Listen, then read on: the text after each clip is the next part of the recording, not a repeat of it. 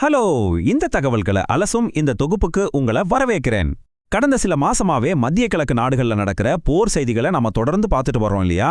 இத பார்த்த உடனே உலக பொருளாதாரமே பெரிய அளவுல ஆட்டம் காண போகுது, குறிப்பா கச்சா எண்ணெய் சப்ளை மொத்தமா துண்டிக்கப்படும்னு பலரும் நினைச்சாங்க.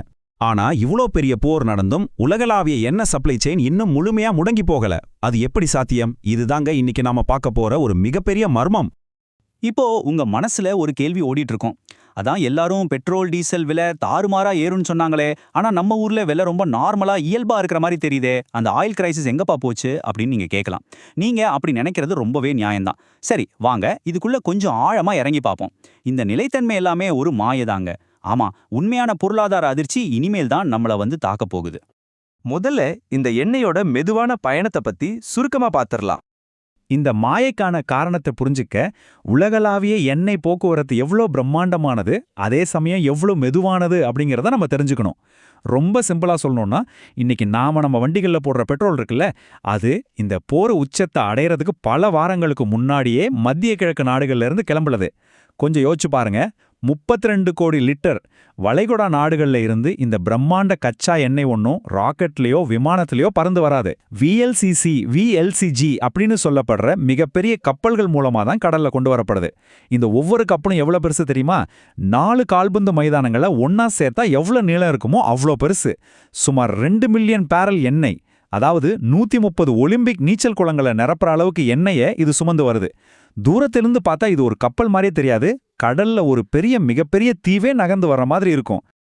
இவ்வளவு பெரிய பிரம்மாண்டமான கப்பல்னா அது ஜெட் வேகத்துல சீறி பாய்ந்து வருமானு கேட்டா அங்கதாங்க ஒரு ட்விஸ்ட் இருக்கு. இந்த சூப்பர் டேங்கர் கப்பல்களோட வேகத்தையும் ஒரு சாதாரண சைக்கிளோட வேகத்தையும் கொஞ்சம் ஒப்பிட்டு பாருங்க. நம்ப முடியறனாலும் அதான் நிஜம். உலக பொருளாதாரத்தையே தீர்மானிக்கிற எரிபொருள் ஒரு சாதாரண சைக்கிள் வேகத்துல தான் இப்போ ஊர்ந்து வந்துகிட்டு இருக்கு. ஆமாங்க, இந்த கப்பல்கள் அதிகபட்சமா 10 முதல் 15 நாட்ஸ் வேகத்துல தான் போகும். அதாவது நம்ம சாதாரணமா தெருவுல சைக்கிள் ஓட்டுற அதே 18 முதல் 25 கிலோமீட்டர் வேகம்தான். இதை கப்பல் துறை மொழியில ஸ்லோ ஸ்ட்ரீமிங் அப்படின்னு சொல்றாங்க. இந்த சைக்கிள் வேகத்துல வர்றதால வளைகுடா நாடுகள்ல இருந்து கிளம்பி மற்ற நாடுகளை வந்தடைய குறைஞ்சது 20 30 நாட்கள் வரைக்கும் ஆகுது. அது மட்டும் இல்லாம இது ரொம்ப ஆபத்தான ஒரு பயணம். இந்த கச்சா எண்ணெயிலிருந்து வெளியேறும் ஹைட்ரோ கார்பன் கேஸ்கள் ரொம்பவும் ஆபத்தானவ. ஒரு சின்ன தீப்பொறி பட்டா கூட போதும், மொத்த கப்பலும் சுக்குநூறா வெடிச்சு சிதறிடும். இதை தடுக்க அந்த டேங்க்ல ஆக்சிஜன் நுழையாம இருக்க இன்னட் கேஸ் எனப்படும் மந்த வாயுக்களை உள்ள செலுத்துவாங்க. அதே போல எல்பிஜி வாயுவை திரவமா மாத்தி -42 டிகிரி செல்சியஸ் ஒரே நிலையில வச்சுதான் ரொம்பவே பாதுகாப்பா அத்தனை ஆபத்துகளுக்கு மத்தியில கடல்ல கொண்டு வராங்க. நினைச்சாலே கொஞ்சம் பகீர்னு இருக்குல்ல. உண்மையான தட்டுப்பாடு இன்னும் நம்மள தாக்கலன்னு ஒரு நிபுணர் சொல்லியிருக்காரு. ஏன்னா உலகத்தோட 20% எண்ணெய் போக்குவரத்து ஸ்ட்ரெய்ட் ஆஃப் ஹார்முஸ் வழியா தான் நடக்குது. ஆனா இப்போ இருக்கிற போர் பதற்றத்தால அங்க கப்பல்களுக்கு சுத்தமா பாதுகாப்பு இல்ல. அதனால பல கப்பல்கள் என்ன பண்ணுதுன்னா, ஆப்பிரிக்காவை சுத்தி கேப் ஆஃப் குட் ஹோப் வழியா ரொம்ப நீண்ட தூரம் பயணம் செஞ்சு வர்றாங்க. இதனால தான் கச்சா எண்ணெய் விலைவாசி உயர்வு இப்போதைக்கு தற்காலிகமா தள்ளி போயிருக்கு. ஆனா நல்லா ஞாபகம் வச்சுக்கோங்க, இது நிரந்தரம் கிடையாது. சரி, இப்ப இந்தியாவை அச்சுறுத்திட்டு இருக்கிற எல்பிஜி தட்டுப்பாடை பத்தி பார்க்கலாம். கச்சா எண்ணெயை விட இப்போ இந்தியாவுக்கு உடனடியா நம்ம கண்ணெதிரே தெரியக்கூடிய ஒரு மிகப்பெரிய நெருக்கடி இருக்கு. அதுதான் சமையல் எரிவாயு தட்டுப்பாடு. இது வேற எங்கேயும் நடக்கிற விஷயம் இல்ல, நம்ம அன்றாட வாழ்க்கையை நேரடியா பாதிக்கக்கூடிய ஒரு விஷயம். ஒரு பக்கம் கச்சா எண்ணெய் பார்த்தீங்கன்னா இந்தியாவுக்கு 30% மட்டுமே அந்த ஹார்முஸ் வளைகுடா வழியா வருது. மீதியை நாம ரஷ்யா, அமெரிக்கான்னு பல நாடுகள் கிட்ட இருந்து ரொம்ப பாதுகாப்பா வாங்கிக்கிறோம். ஆனா இன்னொரு பக்கம் நம்ம எல்பிஜி நிலைமையை கொஞ்சம் பாருங்க. நம்ம பயன்பாட்டில் 60% நம்ம இறக்குமதி தான் செய்கிறோம். அதுல 90% அந்த ஆபத்தான ஸ்ட்ரெய்ட் ஆஃப் ஹார்முஸ் வழியா தான் வந்தாகணும். அது மட்டும் இல்லாம கச்சா எண்ணெயை போல எல்பிஜிக்கு நம்ம கிட்ட பெரிய சேமிப்பு கிடங்குகள்லாம் கிடையாது. வெறும் 20 நாட்களுக்கு தேவையான இருப்பு மட்டுமே இப்போதைக்கு நம்ம கிட்ட இருக்கு. கொஞ்சம் யோசிச்சு பாருங்க, நிலைமை எவ்வளவு சீரியஸா இருக்குன்னு. இப்போ இங்க நீங்க உண்மையிலேயே கவனிக்க வேண்டிய ஒரு சுவாரஸ்யமான விஷயம் என்னன்னா, இந்த 14 அப்படிங்கிற நம்பர் தான். ஏப்ரல் 2026 நிலவரப்படி இந்தியாவுக்கு வரவேண்டிய 14 மிக முக்கியமான எல்பிஜி கப்பல்கள் அந்த ஸ்ட்ரெய்ட் ஆஃப் ஹார்முஸ் பகுதியில் அப்படியே சிக்கியிருக்கு. இந்த கப்பல்கள் சரியான நேரத்துக்கு வந்து சேராதனால தான் இந்தியா முழுக்கவும் இப்போ சமையல் எரிவாயு சிலிண்டர்களுக்கு ஒரு மிகப்பெரிய தட்டுப்பாடு நிலவிக்கிட்டு இருக்கு. அடுத்ததா இந்த செயற்கையான நிலைத்தன்மைக்கு காரணமான அந்த 3 தூண்கள் என்னென்னு பார்ப்போம். கப்பல்கள் லேட்டா வருது, ரூட் மாறி வருது, சில கப்பல்கள் நடுவுலயே மாட்டிக்கிச்சு. அப்புறம் ஏன் உலக அளவுல பெட்ரோல் டீசல் விலை இன்னும் ஏறாம ஒரு செயற்கையான சமநிலையில இருக்குன்னு உங்களுக்கு தோணலாம். இதுக்கு பின்னாடி ஒரு மிகப்பெரிய புவிசார் அரசியல் தந்திரமே இருக்குங்க. விலை ஏறாம இருக்க உலக அளவுல 3 முக்கிய காரணங்கள் இருக்கு. முதல் காரணம் சீனாவின் பொருளாதார மந்தநிலை. உலகிலேயே அதிக கச்சா எண்ணெயை வாங்குற சீனாவுல இப்போ தொழிற்சாலைகள் முழு வீச்சில் இயங்கல. அதனால அவங்களுக்கு எண்ணெய் தேவை கணிசமா குறைஞ்சிருக்கு. ரெண்டாவது, அமெரிக்காவோட மார்க்கெட் தந்திரம்.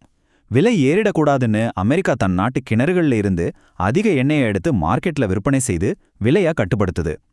மூணாவது மற்றும் மிக முக்கியமான காரணம் SPR, அதாவது ஸ்ட்ராட்டஜிக் பெட்ரோலியம் ரிசர்வ். அவசர காலத்துக்காக நாடுகள் ரகசியமா சேமிச்சு வச்சிருந்த எண்ணெயை இப்போ கொஞ்சம் கொஞ்சமா வெளியே எடுத்து பயன்படுத்திட்டு இருக்காங்க. இந்த 3 காரணங்களால தான் இப்போ விலை ஏறாத மாதிரி நமக்கு ஒரு மாயா இருக்கு. இப்போ நாம வரப்போகும் அந்த பெரிய பொருளாதார அதிர்ச்சியை பத்தி பேசலாம். இந்த மாயை அப்படியே எவ்வளவு நாளைக்கு நீடிக்கும்? அவசர காலத்துக்காக சேமிக்கப்பட்ட அந்த எண்ணெய் இருப்பு மொத்தமா தீர்ந்து போகும்போது என்ன நடக்கும்? சொல்லப்போனா அதுதான் வெடிக்க காத்திருக்கிற ஒரு டைம் பாம்பு. அந்த சேமிப்புகள் எல்லாம் காலியானதும் உலக சந்தையில் கச்சா எண்ணெய்க்கு உண்மையான தட்டுப்பாடு ஏற்படும். இது நடக்கும்போது ஒரு பெரிய சங்கிலி தொடர் விளைவுகளை நாம சந்திக்க நேரிடும். இருப்பு காலியானதும் ஒரு பேரல் கச்சா எண்ணெய் விலை சல்லுன்னு $120 தொடும். இதனால லாரி மற்றும் சரக்கு போக்குவரத்து வாடகை பல மடங்கு உயரும். போக்குவரத்து செலவு ஏறினா ஆட்டோமேட்டிக்கா காய்கறி, அரிசி, பருப்பு, பால் போன்ற அத்தியாவசிய பொருட்களின் விலை விண்ணை முட்டும். விலைவாசி ஏறினா சாதாரண செலவு பண்ணலன்னா வியாபாரம் சரியும், ஃபேக்டரிகள் உற்பத்தியை நிறுத்தும். இதனால லட்சக்கணக்கான பேருக்கு வேலை பறி போகும். இதைத்தான் பொருளாதார தேக்க நிலை அப்படின்னு சொல்றோம். பாருங்க, எங்கேயோ பாலைவனத்துல நடக்கிற ஒரு போர் நம்ம ஊர் மளிகை கடையில நாம வாங்குற 1 கிலோ அரிசியின் விலையை தீர்மானிக்குது.